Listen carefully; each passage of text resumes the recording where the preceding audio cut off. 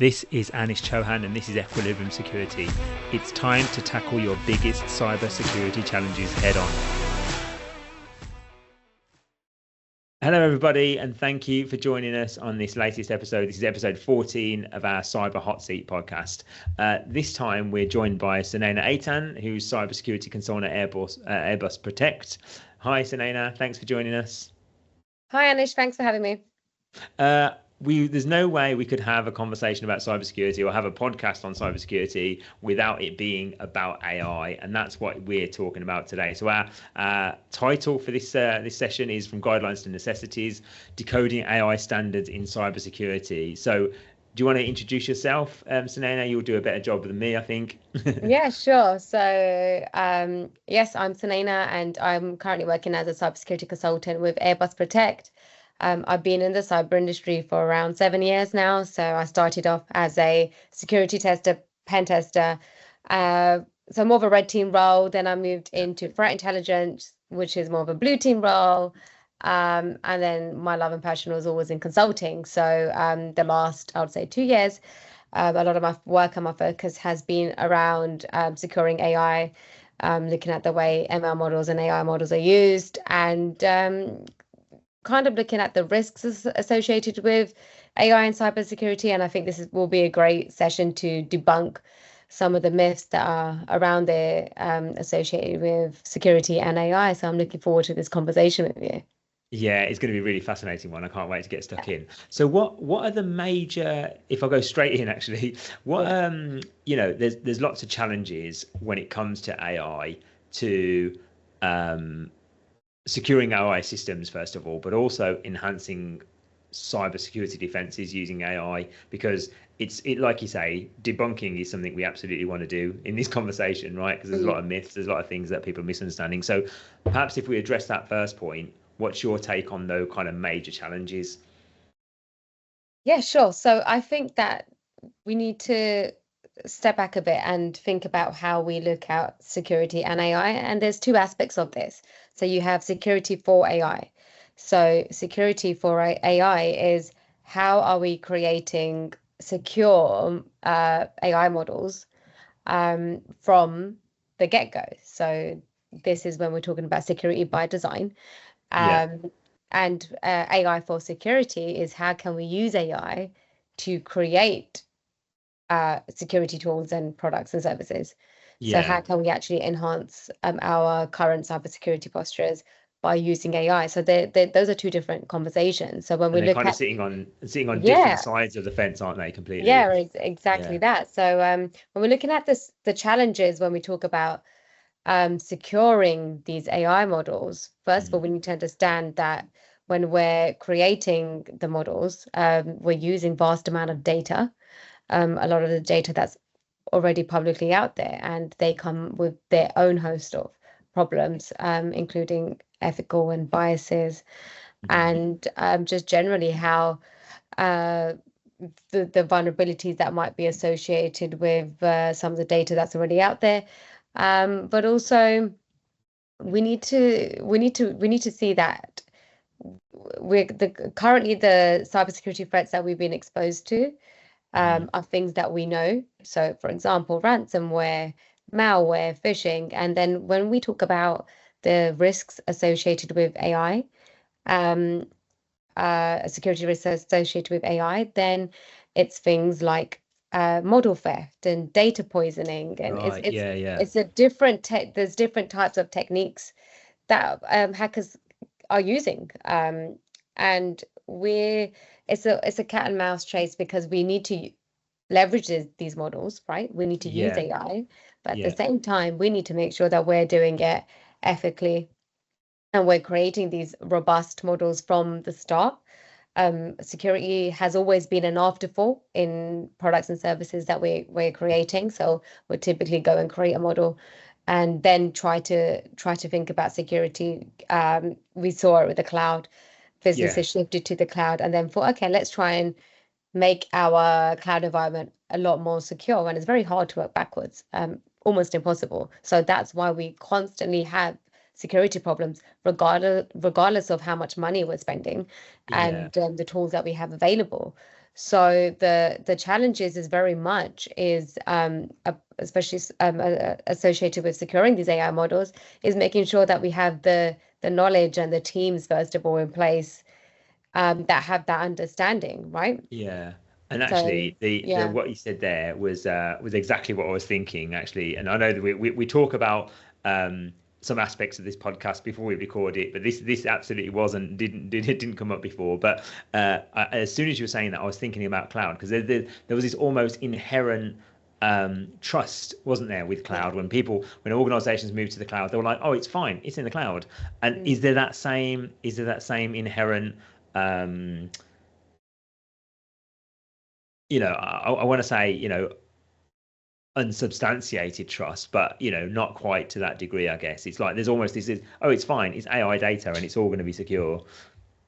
I think anything to do with automation, you kind of have this sense of let's trust what's been put in front of us. Yeah.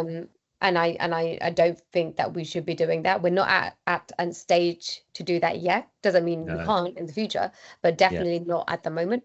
And we have to understand that AI systems are going to be created with an inherent bias. So it's super important to look at the data that's being used when creating these models and these machine learning models. It's important to understand where that data is coming from, what type of information is included in that data, whether it's personal information, sensitive personal information, military information. How are we segregating those data models as well? I know that there's a big conversation, and we're going to talk about compliances too, but there's a big conversation about segregating your AI models in terms of the data that's in there. So if you're, for instance, now I work in a military company, so if we're looking at super sensitive information that if it was to be leaked, it could could be very detrimental to the company, then those should be segregated in terms of the AI models that is being used in, as opposed to something that could just be containing potentially personal information, and that should be kept separately too. So the way we create data models, AI, the way we're training these data models should really be based on the data that's included within them, and that is going to be fair for if you're working or if you're in the finance industry, if you're in the health industry, if you're in civil aviation, military, because the types of data that you're using to create these AI models is going to be very different. And to compare to, like, let's say if you're in the sort of retail industry or the marketing industry or even insurance, because it's there's a lot of challenges that we're currently seeing and facing, and I personally think that the biggest challenge is trying to get the right people in the right room around the right table. Again, because of this culture around how we look at security, when these conversations are happening, there's typically not security representatives within those rooms or within those conversations within an organization. And I actually think that organizations should be creating their own internal sort of AI boardroom or council that has representatives from different parts of the business included. In every part of the business, there should be at least one person. Because it's not just, you need to have, especially when we're dealing with the ethical side of things and the biases, you need to have representation from every angle as much as you can. And there needs to be an open conversation. Those conversations can't be behind closed doors. So that's one aspect, and that's, again, I touched on the specific security threats related to AI models, such as data theft and model poisoning, and essentially that's hackers trying to retrain the way your models are working to create a different output. It could be hackers trying to steal the sensitive data or any type of data that's within those models by reverse engineering it. And yes, it could be trying to get into the back end of a system by, tricking the AI system into thinking that it's giving a type of response, but it's actually telling the hacker a lot more information than it needs to. Yeah. So I guess when we're looking at the specific TTPs related to AI and security, then the OWASP top 10 is the best place to go, because that will cover everything that you need to know.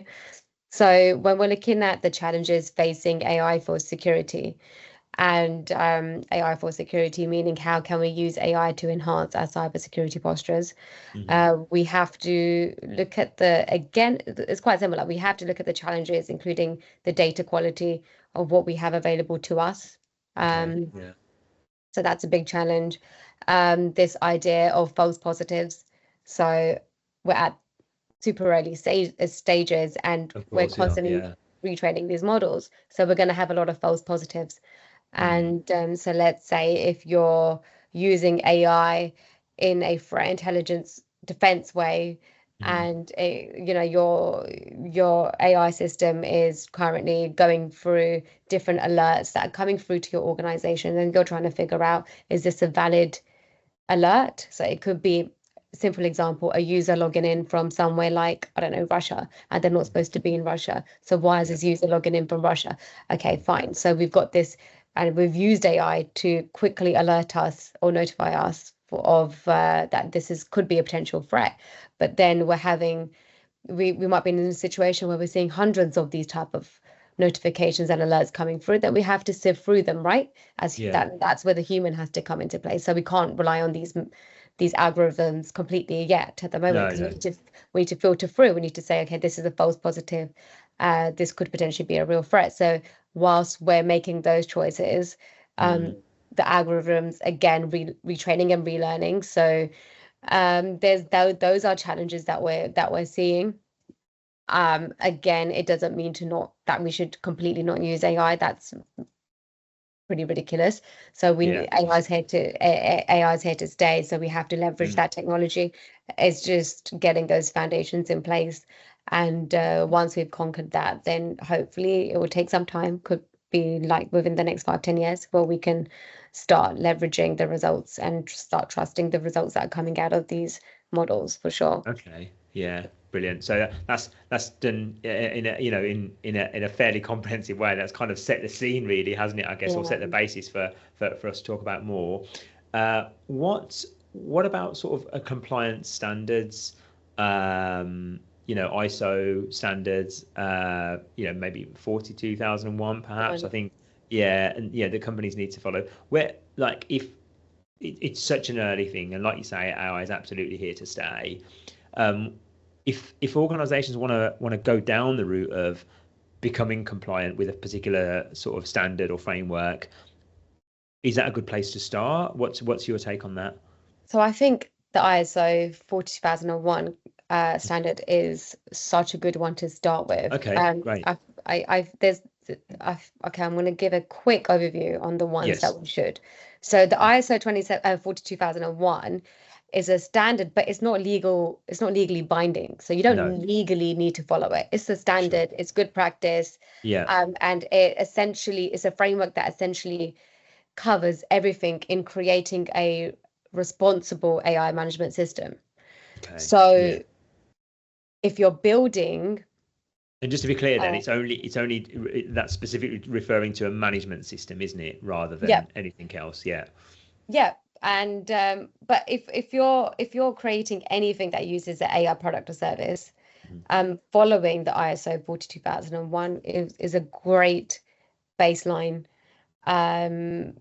framework to follow, because it will guide you through how to create these AI systems that are ethically and that are ethical and safe and secure. So and it kind of meets. Sorry, So it meets some of the kind of the really important points you sort of raised before. Yeah, because you're maintaining, when you're following these guidelines, you're maintaining transparency, and it ensures accountability, and that's very specific to the ISO 42001 because it ensures that there are people accountable for certain aspects of what you're creating. And we haven't seen that in the other frameworks yet, but we can see it in the ISO 42001 that it ensures transparency and accountability. I would say that those are the two words that stick to mind when I'm describing the ISO 42001. But it's not legally binding, so you don't legally need to follow it, but it's good practice. But so the other question is, well then why would I invest time and money into trying to follow this standard? I don't need to. But from a company perspective, you're building trust. It's a competitive advantage. Yes. And if you want to work with certain vendors or suppliers and they've got these AI systems, because it's not about what you're doing, it's about what everyone around you is doing. When these AI, everyone's using some form of a vendor, public databases or something that's already out there to create a specific product or service that's AI based in their own company, right? So if you're looking at vendors or you're looking at suppliers and they're telling you, we follow the standard, and that's again like a trust process. So you're trusting that they followed what they need to follow. Kind of, they haven't just kind of just cobbled something together without thinking about the ethical elements. Exactly. Sorry, go on. Shall I quickly go on to describe the others? I was just please do. Actually, I think that'd be really useful for our listeners. So I think the key one for us is the EU AI Act, and I'd say key because that one is actually legally binding. So think of GDPR as we know it. Any product or service that uses EU data needs to comply to GDPR. It doesn't matter where in the world you're sitting. And it's the same with the EU AI Act. So if you're using or if you're in deploying any sort of AI product or service that uses EU data, then you need to bind to it. And this is very similar to GDPR in terms of if you don't comply, then there's a potential fine related to your company. And that could be anything from like 35 million to, I believe it's 7% of your global annual turnover. So they'll go for whatever one's higher. So it's very, very similar to GDPR, isn't it? In that sense, is standards like that though? Are they only protecting the data? They're not. Have they caught up with the ethical side of things, or is it really just protecting? Is it just like an AI layer to GDPR then, I guess, or no? Well, the data is a key part of it, but it's again, it's making sure that there's an ethical deployment of AI. And there's transparency, and what you're creating is safe, and that's important if you're in the healthcare industry and you're creating like these AI sort of systems or medical devices, then you have to comply to something like this because of the nature of what you're doing and the data that you're using and the results that you're trying to gain. So the EU AI Act also separates the act is split in two ways, right? So you have your EU AI Act, and then you have an EU AI Act for high risk AI systems. So for highest risk AI systems, it's different. And that's when you're looking at machinery, aircrafts, health, anything related to medical devices, again, self-driving cars, for example, because anything that has a substantial risk on human life. Those need to have a different standard naturally because of the nature of what you're trying to create there. So the EU AI Act came into play this year. I believe it was in like August. The final version. I think there's a 2-year leeway. So there's a 2-year leeway of starting to comply to that. So I think we have until, well, it could be up until the end of next year. But then after that, it's very much legally binding. And how we saw with GDPR, we saw the big tech companies being fined and still being fined because of not complying to the legislation. We're going to see the same with the EU AI Act. It's going to be to that level.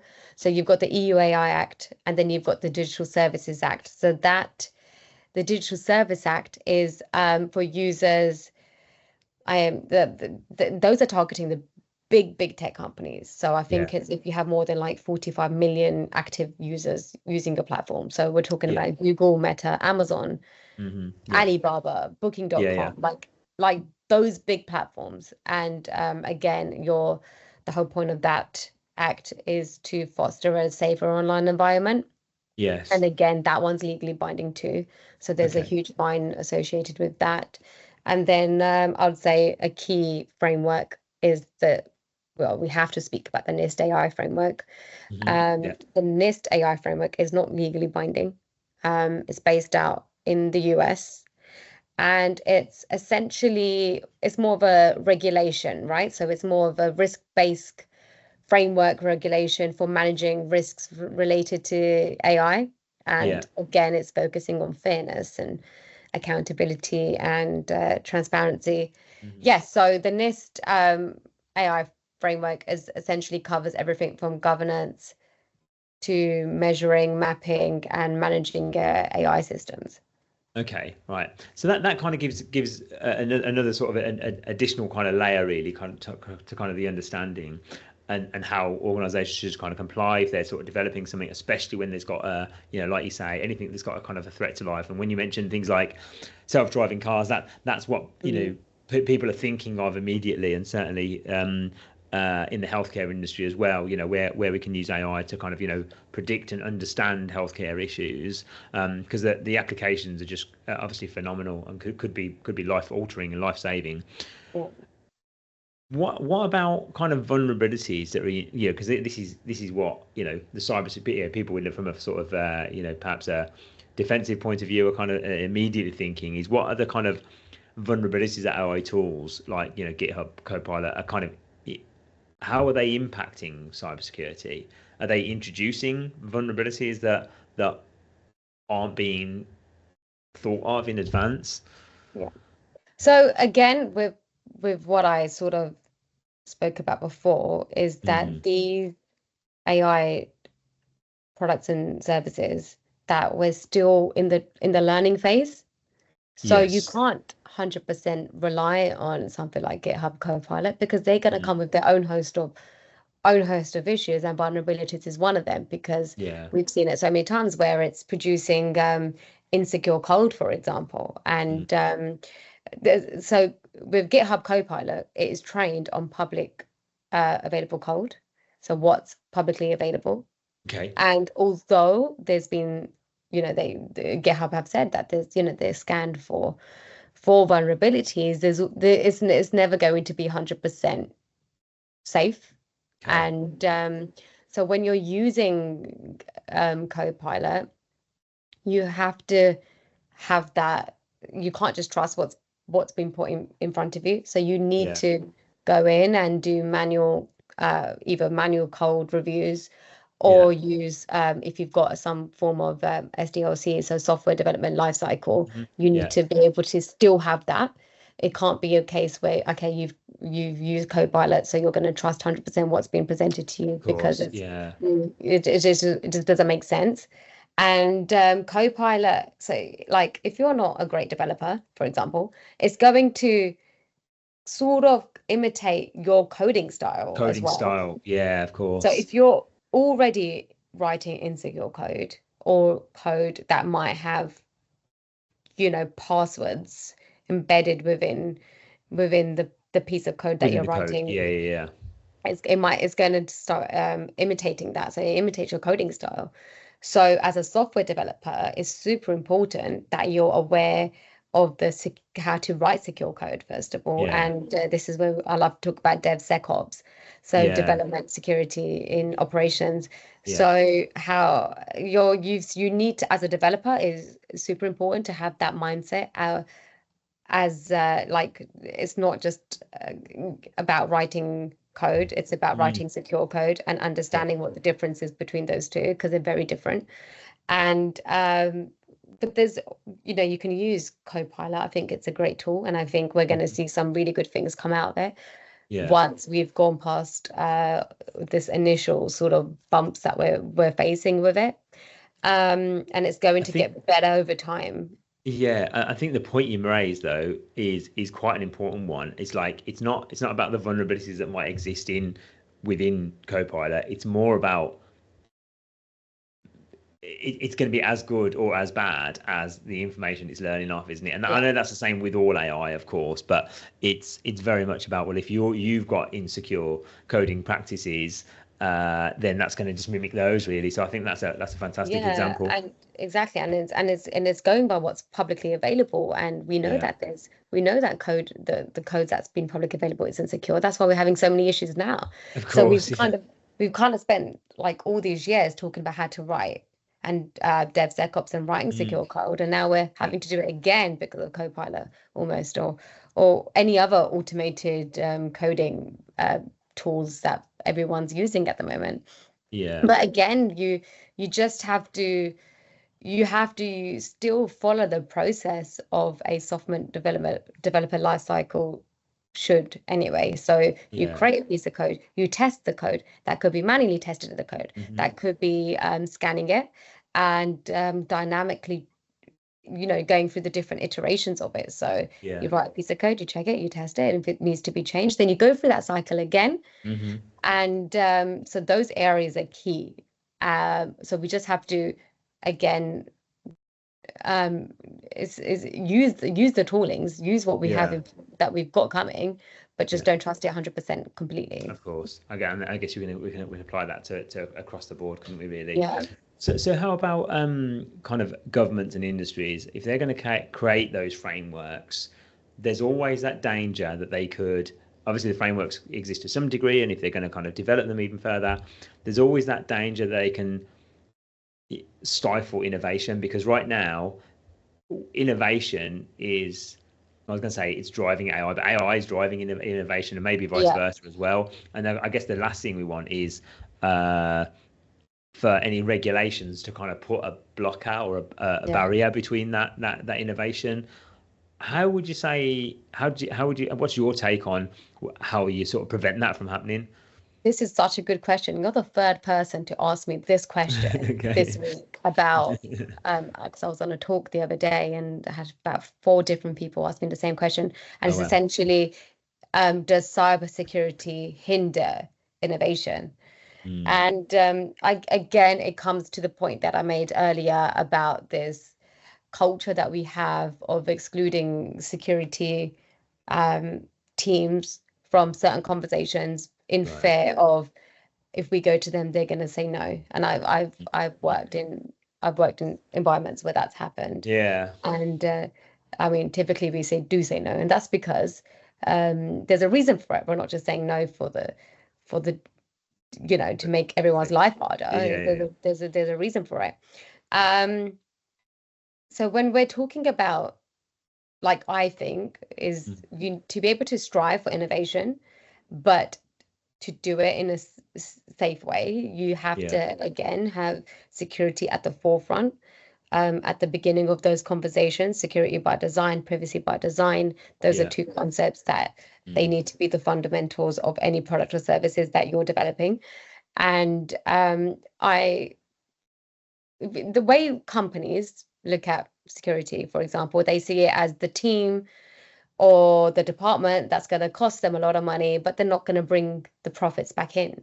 Because if you invest in your data analysts and your developers, they're going to strive for something innovative, and in turn, that product will then bring in revenue.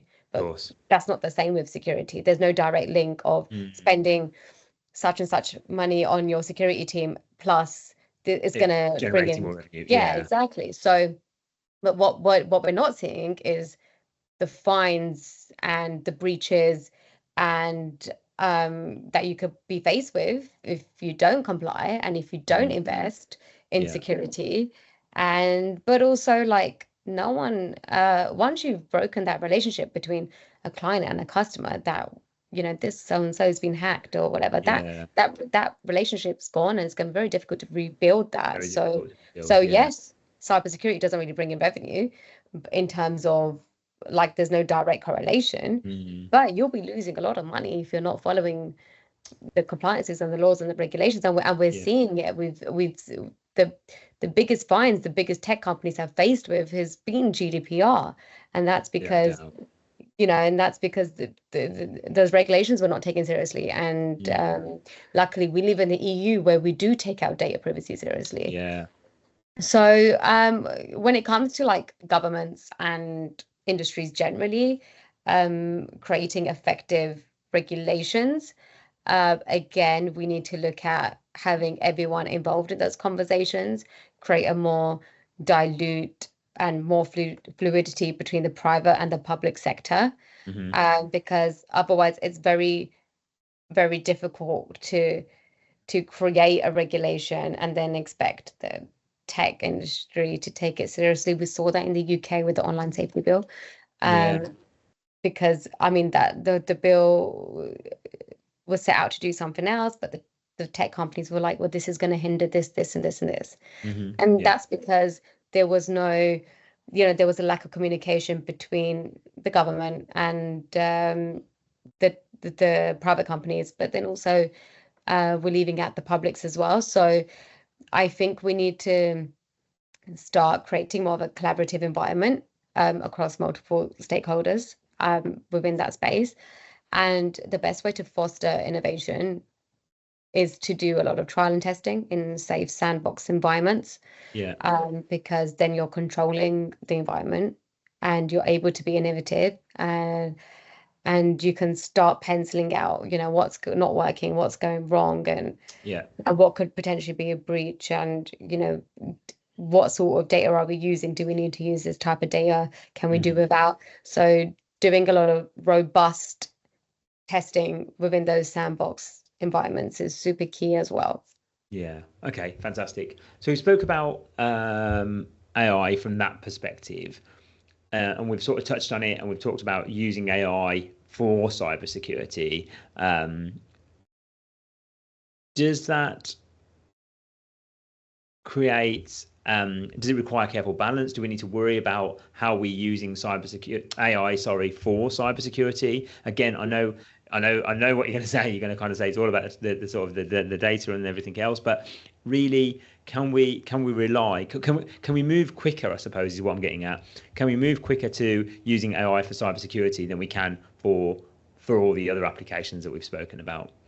And how can we, and how do we sort of address that balance really? I think that we cannot create cybersecurity products without using AI now. Okay. That's for sure. Yeah. But do we still need like a human oversight to mitigate the risks? 100%. I gave that example earlier about from a defense point of view. Yes. From when we're looking at real-time detections, if you're working in a SOC or a SIEM, and you think about, and you're working a 9-hour shift, 10-hour shift. It could be you could be doing it from like midnight to like 6 a.m., 7 a.m. And you've got a whole host. This is what we currently be doing, right? Shift work is 24 hours, 7 days a week. So this is what we're currently doing. So you're going through these alerts that are coming through, trying to determine what could be a threat, what could not. And yes, we've always had a form of AI to help us sieve through that, but now we're able to do it at a much better rate than we used to. But we're also getting a lot more alerts coming in, right? So we're seeing a lot more logs and a lot more events being processed, and for something like that, we literally do need AI. We need to, because we can't do this ourselves. We don't have, there's always going to be that human error. So we can't do this ourselves. We don't have the talent to do all of this ourselves either. No. That's for sure. So I think when I think about where can AI be used the most in terms of cybersecurity, I definitely think in the defense, because we're sort of swamped with alerts and logs, and like I said earlier, we're swamped with seeing all these false positives. So we need to start figuring out creating better AI based solutions where that process is a lot more easier.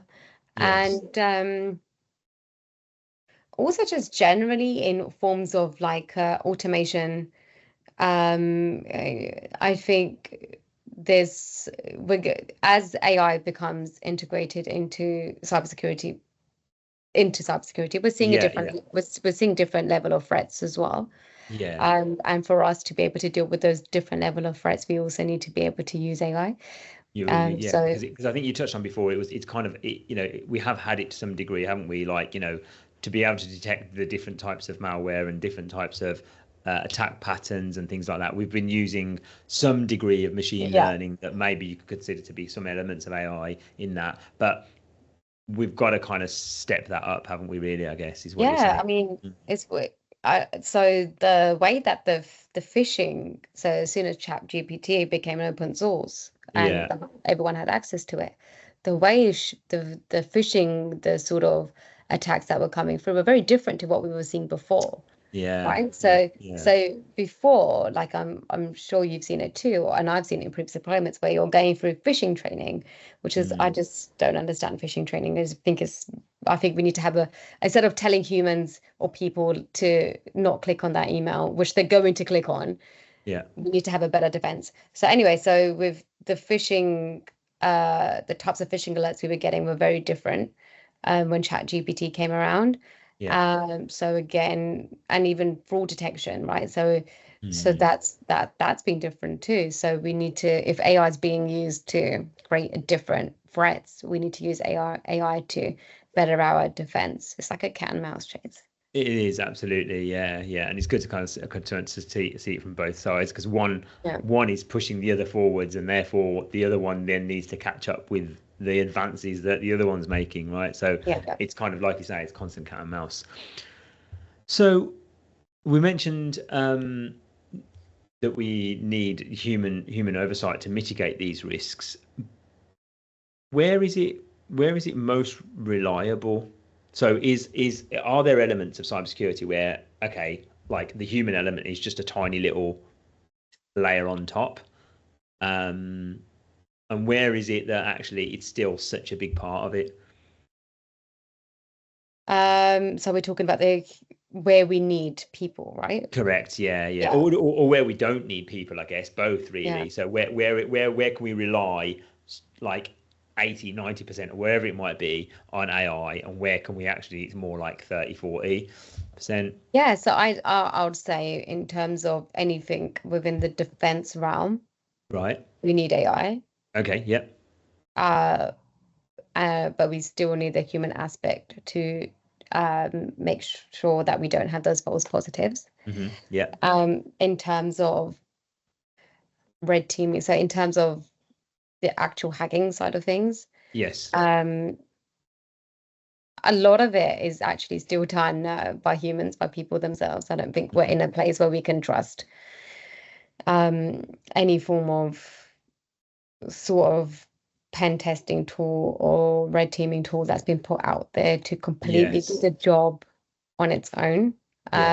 We will get there, but we're just not there yet. So it's not there yet. No. As a security professional, you still need that. You definitely need that skill set of understanding from an attacker's perspective. It could be, and that probably goes a bit more deeper to the technical side of things. I think that's more the psychology of why an attacker would do a certain thing, and for you to be able to figure that out, you need to be in those roles, or you need to have that sort of mindset. Because if someone's going to create or do hack your company, it's not going to be an AI person, it's not going to be an AI model doing it, really. It's going to be, there's always going to be someone behind that. So having that understanding is crucial at the moment. So I think what you're saying there then, as just we're going to come to sort of our last point after this, but what you're saying is there's still a lot of human element required, right? Both from an attack and defensive perspective. Yes, for sure. Yeah. Okay, great. So big question there, because I think this is the kind of question that kind of most people are thinking, whether they're in the tech or cybersecurity industry or not. Will AI fully replace humans in terms of, obviously in our industry, we're talking about cybersecurity experts. Do you think AI can ever fully replace cybersecurity experts, or is there always going to be a need for human invention? Because if I think about a completely different scenario for a minute before you answer that, if you think about like a legal person, right? So you've got legal experts, and then you've got perhaps caseworkers that they may be sifting through tons and tons and tons and tons of case notes, right? Yeah. Now you could probably get that component of that replaced by an AI in some shape or form, couldn't you? Yeah. But in terms of cybersecurity expertise, do you think there's any aspect that could be fully replaced by AI? As our closing question. Eventually, yes. Yeah. I think we're going to see a shift in the types of roles. Yes. I think we're going to see a shift for sure. But I think that we're going to see a lot more different types of roles being created as well. Yeah. I think the one thing that the AI can't do, and what we need is, I've touched on it before as well, is having that human element of creating a fair and safe model.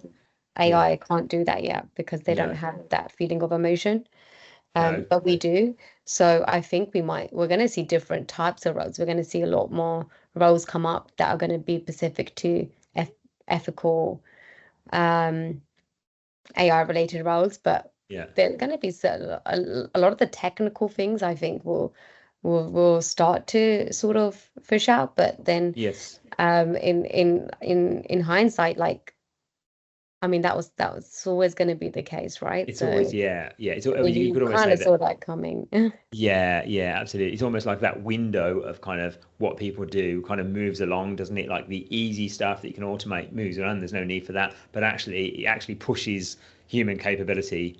Even further. Yeah, exactly. It's not like everyone's been out of a job. You just have to upskill yourself. You've got to learn a different skill set, and you're gonna have to just be open-minded into the sort of opportunities that come your way. But I definitely think there's going to be a change in roles, and definitely from what we see in the next 10 years, that's for sure. Yeah, fantastic. I've been saying this about almost all of our recent subjects because they're so interesting. We could probably talk about it for another 3 or 4 hours, but I think we've sort of covered a really big ground in a relatively short period of time, and that's been really, really interesting, and the information you've shared so far, Sunaina, has been really, really interesting. It'd be great to have you on again. But thank you very much. It's been really interesting, and thanks for having you on. Perfect. Thanks, Anish. Thanks.